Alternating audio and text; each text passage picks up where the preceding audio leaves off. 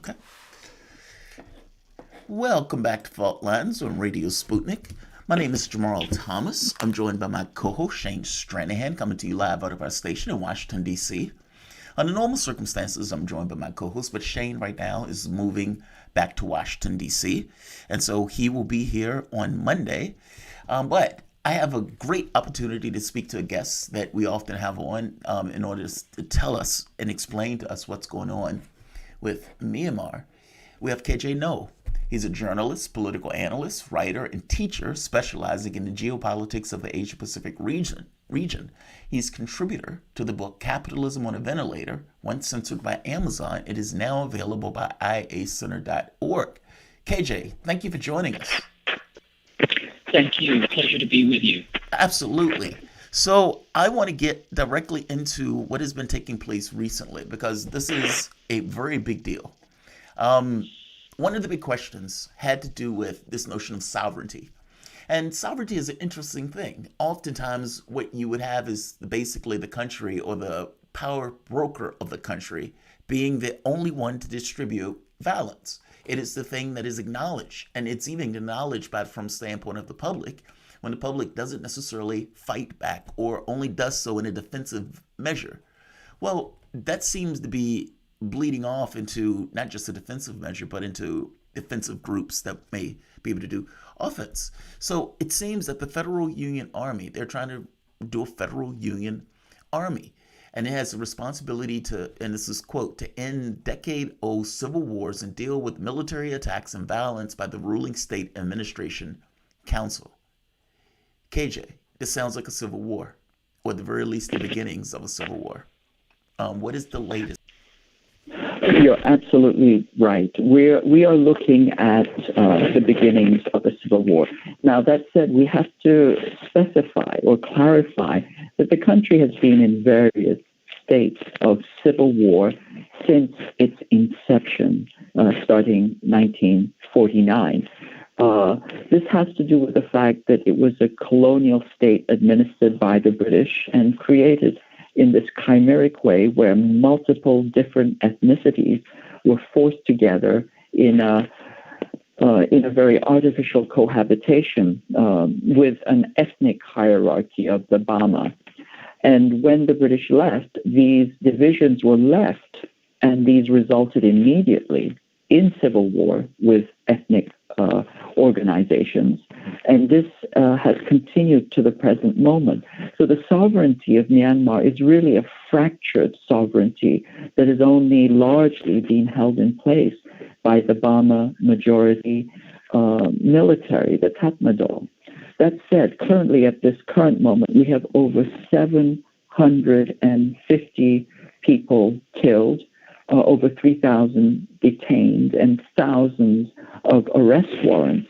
And we see right now that the escalation has resulted in heavy bombardment. We're talking about jet strikes and helicopter strikes, with also the killing of probably about 200 troops by the Karen National Union, 200 Myanmar Tatmadaw troops, and helicopters being shot down. So this has all the characteristics, as you point out, of a civil war. That said, there's some other trends that are going on.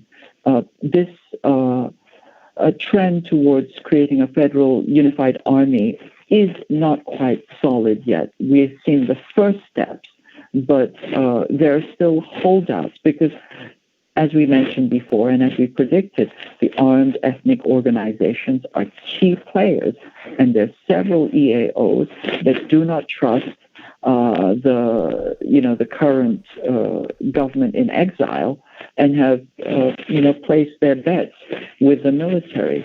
The other factor is the fact that the ASEAN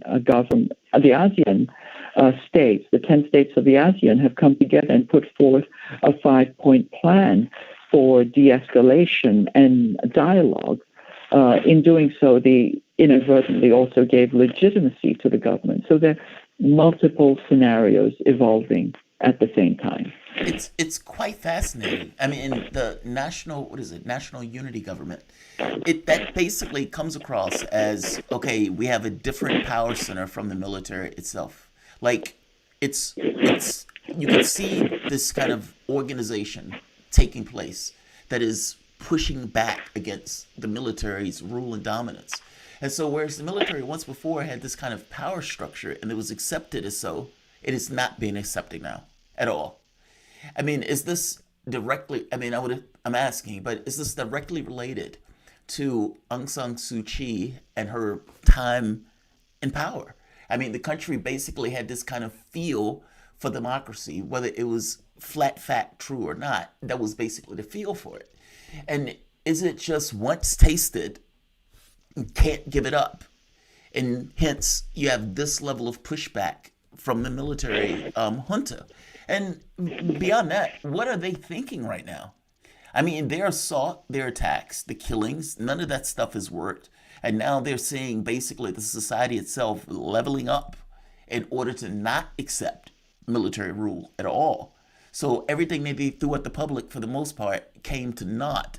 And now they're having a public that's basically fighting back. What on earth is in the military's mind at this point? I don't have a crystal ball or a direct channel to the military, so I can't tell you what their thinking is, but we can look at actions and intention. As we can see, they are putting a lot of their bets on the ASEAN mediated process. That is, there's a 5-point plan for cessation of violence and constructive dialogue with all parties, appointment of a special envoy, humanitarian assistance, and meetings with all parties. What is not in the ASEAN 5-point plan is an agreement to release prisoners. And that's striking, which means that not only is a certain degree of legitimacy conferred on the Tatmadaw, but also that they are having a strong hand in how this process will unroll. So the military has a two-pronged strategy. One is this ASEAN-mediated international process, and the other is the iron fist with which it's shutting down protests and also bombing and strafing ethnic regions and ethnic resistance. But once again, we have to be clear here. There are differences between what the ethnic organizations want and the Burma majority want.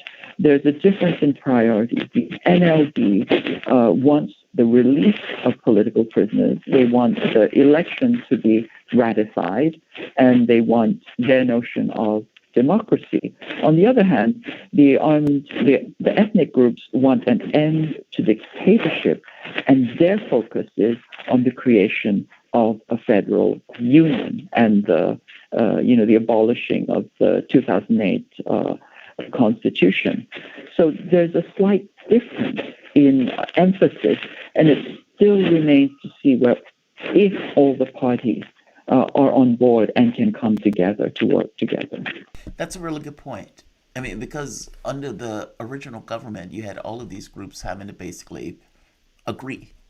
And with the military taking over like this, and I'm glad you make the point about legitimacy, because basically if there's let's say a dialogue that is taking place, on some level, the people who are engaged in the dialogue have to have some level of legitimacy in regards to being in power.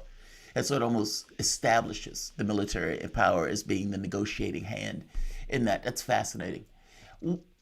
From going with that logic, though, have the ethnic groups, how have they broken down so far? I know the Karens are supporting the national unity government, but what about the other armed ethnic groups? You made the point of saying once before that some of these ethnic groups are heavily, heavily militarized. They would have to buy into whatever governmental plan that's constructed. How have these groups so far broken down, especially from the standpoint of the military? Has the military been able to encourage any additional groups, ethnic groups, to join its side, or vice versa from the standpoint of the unity government?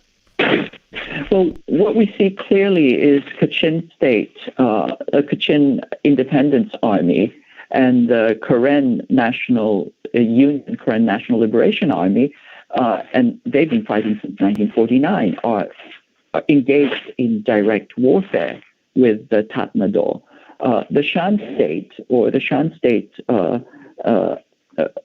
armies are the Restoration Council is still sitting out on the fence, but it looks like it's leaning towards supporting or working with the KNU and the KIA.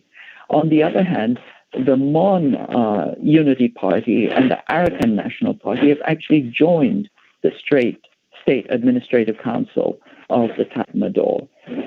At the same time, that the Arakan Army is also aligning with Christian states. So it is a very complex chessboard right now, and it's hard to say. The upshot of it is that there are clear actors who are opposed to the Tatmadaw, and then there are other ethnic organizations that are sitting on the fence because they have had a very, very bad experience with Aung San Suu Kyi NLD. They see no distinction between the Tatmadaw and the NLD. And on the other hand, you have groups that have actually allied with the Tatmadaw. So all of this remains to see how it will fall out. I would not put too much. I would not place all my bets on the federal army. It remains to see if that's indeed pulled off, because there's still internal split, and even inside the ethnic groups, there are top-down hierarchies that are not as robust as they seem. Very interesting. So, in the context of like the way this is breaking out, I mean, is your expectation of this a civil war, or is your expectation, no, I think the military is going to get a handle on it at some point? Meaning, regardless of the energy that is put out by the protesters and everything else, at a certain point, that energy runs out. Like, how do you see this propagating at this point? Because it doesn't necessarily seem like it's slowing down. You know, like I said, once again, nobody has a crystal ball here. But right now, the resistance was in this heroic phase. That heroic phase generally tends to exhaust itself unless it can consolidate rapid gains. We see the power of the military exerting itself in the sheer, technological and military force that they have. Are there enough counterbalancing forces among the AEOs to resist the military? I don't see that yet. Will the ASEAN process, will that calm the waters and lead to some kind of negotiated and hopefully federated democracy? That remains to be seen. Well, that's a secondary component here that's pushing back, and that's the number of deaths. Meaning, like in every country or every kind of pushback, there's always this question of how far is the ruling order willing to go? Meaning, how many people are they willing to kill before they're like, okay, too much? Like, so how much blood? Like in the U.S., where you had the civil rights movement, you had all of these people going to prison, being beaten, being killed, and the public could only accept so much of it. But this is a little bit different, because this has gone beyond this kind of civil conflict. I mean, on some level. And so, is there a point where the military is like, okay, I'm not willing to take that much killings, or at this point the chains are off? And I guess this leads to the question of other governments. I know China has a hand in this, especially with their outlets and their as a way of getting their supplies and getting around this idea of encirclement. And at this point, the United States and even the UN has started to take a heavier focus in regards to what is taking place in Myanmar. So, I mean, do any of these outside groups, in the way that it's being pursuing itself now with the call for sanctions and the call by the United Nations, are any of these groups having any sort of effect on the internal politics of the country? They probably are. I mean, there are third forces that are clearly directing and influencing the situation. And clearly the U.S. is one. I mean, in the previous year, the NED funneled about $11 million worth of funding and training to civil society groups. So already that was an established, powerful force. And you see a lot of the discourse in some of the CDN, which is, clearly very much U.S. influence. So there is this third force. The U.S. is unhappy both with the NLD and the Tatmadaw, and it's trying to figure out exactly how to play this game. The Tatmadaw currently is courting the U.S. It had trained with the U.S. military prior to this, so there were strong military-to-military relationships. And they have been courting the U.S. by saying that, they had to do this coup because they didn't like the way in which the civilian NLD government had strong ties to China. And whether that's just purely a, political feint, whether that's actually true, that remains to be seen. But the fact is there are multiple forces on the ground. Certainly China has an interest.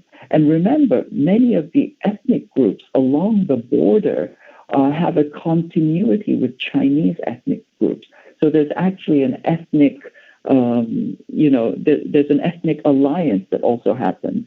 And some of the strongest military forces, for example, the United Wa State Army, are also, strongly allied with China. That's just a fact of the regional proximity and propinquity, which is, a geographical fact.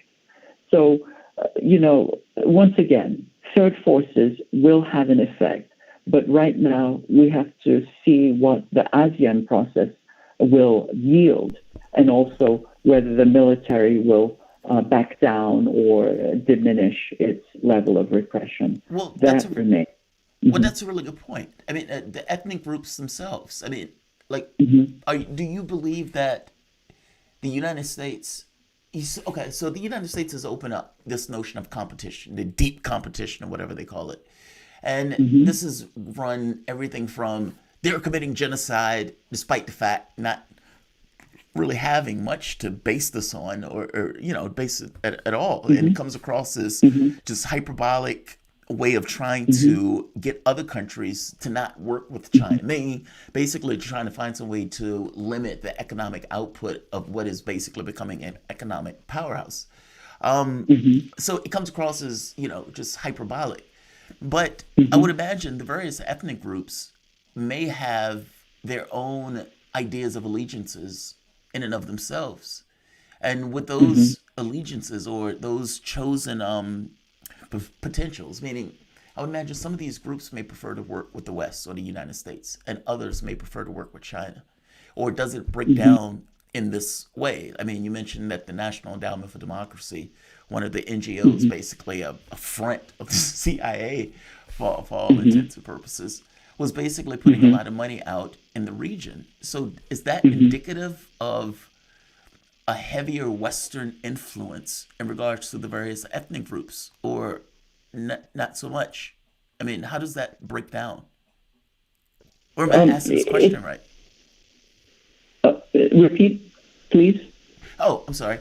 So the various ethnic groups that are in the country, I mean, if National Endowment for Democracy was putting a lot of money out in regards to like spreading the cheddar around of sorts, I would imagine that's going to get a certain degree of influence. By the same token, China has also been dumping a massive amount of money in Myanmar in regards to the Belt and Road Initiative. So is there a split in regards to the various ethnic groups with going, let's say, to the U.S., or some ethnic groups going to China, or it's not breaking down in that way? I mean, this really is just internal domestic politics. Which way? It's both. It's both. There are clearly certain ethnic groups that are more aligned with China, simply because they're so deeply opposed to the NLD and the way it was backed and supported by the West. And then the NLD did not deliver on its promises to the ethnic groups. And on the other hand, clearly, there's strong U.S. influence among the civil society organizations. For example, they were able to prevent the Chinese construction of a massive dam, the Irrawaddy Dam, that would have essentially electrified the whole area. So there are multiple factors going on. But the key point that you make is the most important point. If we pan out and we look at the large picture, we can see that the U.S. And China are in great power conflict, and the U.S. is waging information warfare against China, as well as encircling it with 400 bases. And so, this is the core of the issue. The Burmese find themselves at the juncture of a critical moment in history at one of the key areas of geostrategic importance. And that's why there's so many factors playing. And that's why it's almost impossible to predict how this will play out, because there's so much complexity going on. All we can say is this is a crisis. The stakes are huge, and there's tremendous human suffering going on. Wow. Can we go just for a moment to China? I'm very curious about the Chinese government and how they're dealing with this level of conflict or this level of competition that is taken out. China often comes across as wanting win-win scenarios. Like the United States was complaining about China's quote-unquote vaccine diplomacy. And basically the complaint that Jen Psaki made was that they weren't giving strings. They had no strings attached. They were basically giving the vaccine to people who needed it. And it's like, how dare they do that? Like they're ingratiating themselves by giving this stuff as opposed to actually having some kind of strings attached. Well, has China gotten to the point of recognizing that the United States is not looking for a win-win relationship, that it's existential to the U.S., that either it's on top or the world is at risk? It's that type of thinking. And so the idea of, okay, let's work together for the common interests of the world, that doesn't apply. From the standpoint of has China changed their thought process in regards to how they're engaging the United States over the course of the last decade? I think you're correct there. I mean, the U.S. foreign policy and the U.S. society itself is a fear-based society. And this is the problem with being a thief or a murderer, is that you think everybody else is. So in U.S. doctrine and ideology, any non-compliance is an existential threat. That applies in particular to African American men in the United States, but it also applies to foreign nation states. If it's not subjugated, it's a threat that has to be taken down. And China is a threat in the same way. If they don't immediately comply and subjugate themselves to the U.S.-led international order, then it has to be taken down. It is a threat. Now, the fact is that China actually does have the capacity to defend itself. It's not a huge defense budget. It's about, China spends about $175 per person on their defense budget, as opposed to the United States. It's about $2,350 per capita. So it is not a huge military budget, but China has a defensive capacity. And that defensive capacity, which the U.S. refers to as anti-access area denial, is considered to be a threat to the United States. That is to say, the fact that it can resist being taken down, resist attack, or deter attack, is considered a threat in and of itself, kind of like the Panthers were considered to be a threat. And therefore, this is the heart of U.S. doctrine and ideology that sees China as a revisionist power, i.e. an enemy. Let's go into that for a moment, because this kind of comparison with African Americans, I want to linger there for a bit, because what I see when I look at the world and I look at the way the United States engages the world, even not just the U.S. in the standpoint of politicians, even the press, like the guardrails that they have on their thinking when they talk about stuff, it's very weird and very warped. So you can't bring up that the U.S. was toppling governments in South America, and those toppling has had negative consequences in regards to destabilizing those countries and having those people come to the border. You can't have that conversation. You can have the conversation about what is Biden going to do about the border, but you can't get into the real rationale and reasons as to why, even the State of the Union speeches. It's this weird America exceptionalism thing where they act as if America is somehow a moral arbiter or, the standard, and everybody else is somehow lesser. Britain used to look at the world like this, like the white man's burden, that, oh, we have to carry the world. We didn't want to do this, but we got to carry the world. As if the other countries told Britain to invade and to put in these kind of, racist laws. But that policy or those racist laws stick in the consciousness of individuals. And so you get this weird belief that it is the U.S. paternalistic right to dictate to other countries. And the moment that those other countries say, what gives you the right for that, there's conflict. Meaning, the policy of the United States is perpetual conflict by anything that doesn't necessarily acquiesce to the demands or the wants or the push of the U.S. I guess it gets to this notion of what is China or what is in the head from the standpoint of China's policy. We're dealing with a country like that, knowing that there's this kind of weird racist operation that takes place just in the framing of the world and the thinking and the placement of where China is. It's very strange and very bizarre. How does China accommodate that? What are they thinking about it? That's the first point, because it has to be obvious in the way that the U.S. talks and the way the U.S. engages. Also, and maybe I'm asking this in somewhat of a different way, what are their plans to deal with it going forward?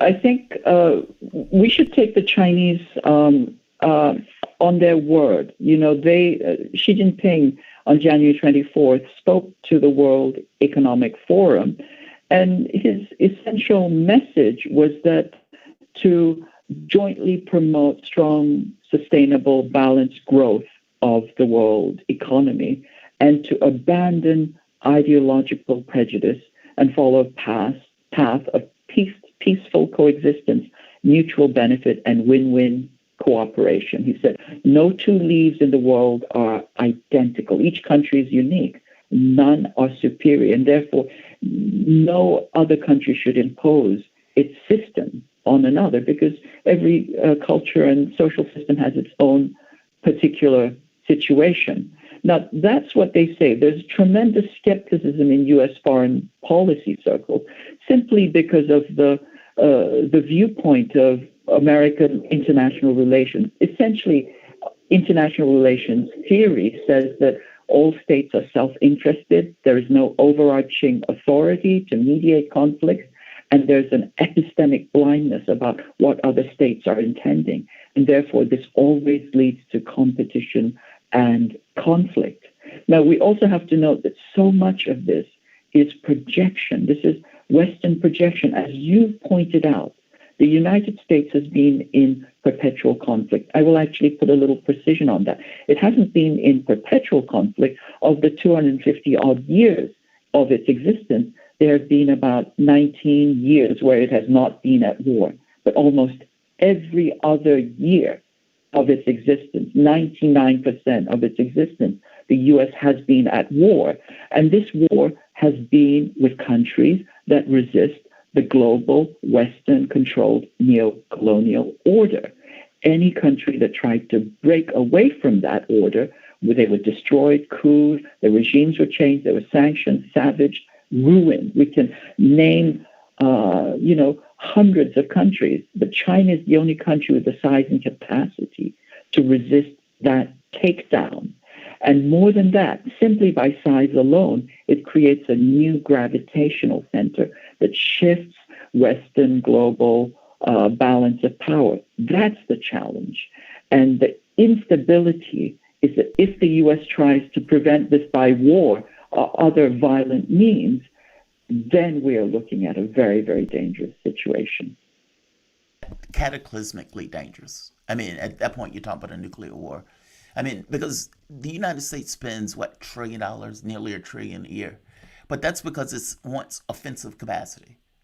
Like, if the goal Exactly. or the objective was just defense and just maintaining to make sure that you're safe and your country is safe, your interests are safe, well, that's not you being in Syria.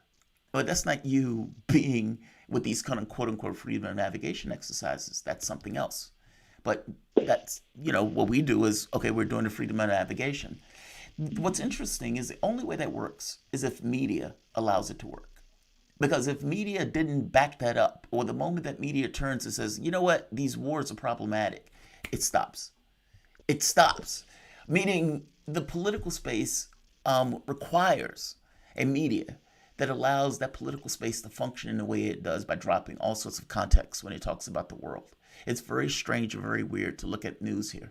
And to realize that the American public is basically getting a jaded perspective of events. Like they're not, the context is being dropped. And despite the context of being dropped, these guys are basically stenographers, and these guys are pretending as if they're doing a good job doing the news. They are not. From your standpoint, when you're looking, and this could be one of the last questions because we're going a little bit over, but looking at media, what is the media space in Myanmar right now? I mean, like you said, this has been conflict. This has been escalating in regards to the conflict. You have all of these various ethnic groups, and I would imagine the ethnic groups themselves have their own various aspects and point of view in regard to news. How does all of that stuff aggregate in regards to the life of regular people in Myanmar when the news and the media is coming on? How does that work? Well, the news and the media out of Myanmar is extraordinarily shut down. There is a daily internet shutdown, so that prevents, small-scale production of information. And then the large media organizations have all been shut down. Hundreds of journalists have been arrested. So there really is, and this is not to, this should not be underestimated. The Tatmadaw has a sophisticated understanding of the media. So they are controlling the media, and still there is information leaking out, but that again tends to be colored by U.S. interests. And so, we have to bring our own critical judgment. I would suggest that people make their own discrimination and, understanding of what's going on rather than believe anything that's being said, including what I myself have been saying here. The fact is that as we move towards kinetic warfare, there is a pre-kinetic stage, which is primarily characterized by information warfare. And that information warfare is probably the most toxic legacy of this current moment. I commend your program and others like it that are trying to get the truth out. But it remains a fact that, there is a media monopoly, both inside Myanmar and also a strong ideological control inside the U.S. media itself. Well, what does that mean in the context of Myanmar? Like from the standpoint of like a strong U.S. media, and you're right, the West has these kind of huge media arms that kind of back up whatever the state wants in many respects. But that gets to the question of what does the state want? Like, meaning, what does the U.S. state want that will give media this kind of impression of where to go with their stories? Because I suspect that's where media is going to go. But like you mentioned before, the state is somewhat uncomfortable with both scenarios, with the previous iteration, but also with the new junta. So where does, do you get my point? Like, where does media Yes. go in this context? Well, the way that Western-controlled media is trying to go is it's trying to blame the coup on China, which is a complete, mischaracterization. Because if anything, the civilian NLD government had very, very strong relations with China, and they had inked, 30 deals for the Belt and Road. So there is no reason why China would have tried to change their regime. And China does, as a general, does not have, a policy of interference in the domestic politics of other countries. But what the U.S. media is trying to do is trying to delegitimate China by placing blame for the coup And by the on way, the Chinese ruler. and like you said, that doesn't really And to make sense yeah, because it doesn't China make doesn't. sense, but that's what we're seeing. Yes, exactly. It Because doesn't make sense. yeah, Hmm. China doesn't want chaos in the context It doesn't of want chaos. right. Yeah, and, It and doesn't that's want chaos basically what on we its have. border. It needs a stable Myanmar so that it can continue to build out its Belt and Road, which is essential for it to escape from U.S. encirclement. And certainly it doesn't want massive refugees from Myanmar when it has only just barely Right. controlled its own COVID epidemic. So it doesn't make any sense. But when you hear stories that don't make sense, then you know you're being subjected to information warfare. Absurdities, if you're being told absurdities, it's to prepare you for the atrocities of coming war. That's extremely good point. Extremely good point. So, last question: where do you think this goes? Like you said, it seems to be getting kinetic. It seems to get to the point where sovereignty is not necessarily assumed anymore in regards to the military junta, or there, there's no governmental structure. It's an interregnum. There's nothing that's the power center per se. Even though the military has the guns, it doesn't necessarily have control. So where exactly does this go? Do you believe the peace deal is going to have any kind of legs? Do you believe that the unity government is going to get that much more organized in regards to this pushback? And I know I'm asking you to put on a crystal ball, so fair enough. I apologize for that. But just based on your experience.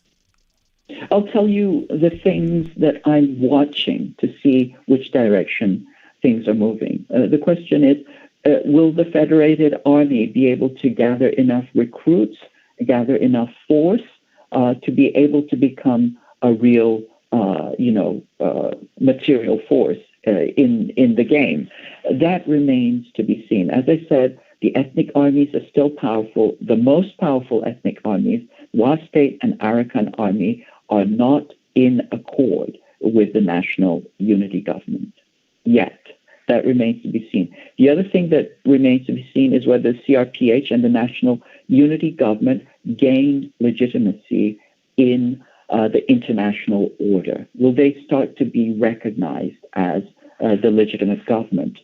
If that increases and there are increased, diplomatic and political overtures, then that shows a strengthening, and we can see which way the international bets are being laid. And the third question, which I keep coming back to, is will the ASEAN process move forward, or will it be derailed at some further point, in particular because of the violence? So far, there's been a slight restraint in the violence, but will it cycle upwards again into civil war? Or will there be, constructive dialogue and movement forward with the special envoy and the meetings with the different parties? Those are the things that I'm watching, and those are the things which will tell us which direction this train is moving in. Thinking about this for the moment, and God, I'm sorry, one question leads to the other. Do you think that the United States is playing three-dimensional chess on this? Meaning, we need to find some way to destabilize Myanmar because we don't necessarily want China to get this avenue. Meaning, we want to destabilize as many avenues as possible, either Hong Kong, we want to create difficulties with Taiwan, and yeah, if we can do this with Myanmar, we're going to do it. We know that the public and around the world doesn't necessarily want us instigating ourselves into conflicts like this and this level of destabilization. However, what we know is under the context of this destabilization, we can manage the destabilization, meaning we can accept on some level, okay, this is chaos. By the same token, we can also try to manage that chaos with the idea of putting the military back in power, considering that when the NLD was in power, they went towards China.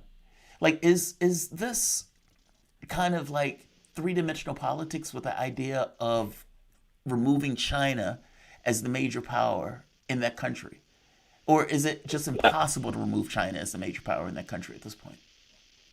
Well, China is the major power in the area. Now, can they remove Chinese influence? Yes, exactly. They can remove Chinese influence by creating a total chaos, total breakdown of structures. For example, as in Libya. So, this is one theory that the U.S. is spreading this empire of chaos. It can no longer control, as the hegemon, its subordinate powers in the neat, direct way. But what it can do is it can spread chaos, which serves its advantage to the extent that it controls the larger outer shell, the outer structures of power, namely information, finance, and shipping. So to come back to your analogy, it's not so much that the U.S. is playing three-dimensional chess. I think the other parties are playing three-dimensional chess. And what the U.S. is doing is it's kicking over the chessboard to end the game. That's what's going on. Interesting. I mean, but it's not ending the game. I mean, like I get your analogy, but it may be turning over the chessboard, but it's turning over the chessboard with holding on to the pieces to try to arrange them in a different way when the chessboard is turned back over. That's what it seems like. I mean, the kicking it over seems to be a temporary scenario. Like, for example, let's say Syria. The U.S. Wants to topple aside, and it gets closer and closer to the governments that it wants to knock over. So it goes into Afghanistan.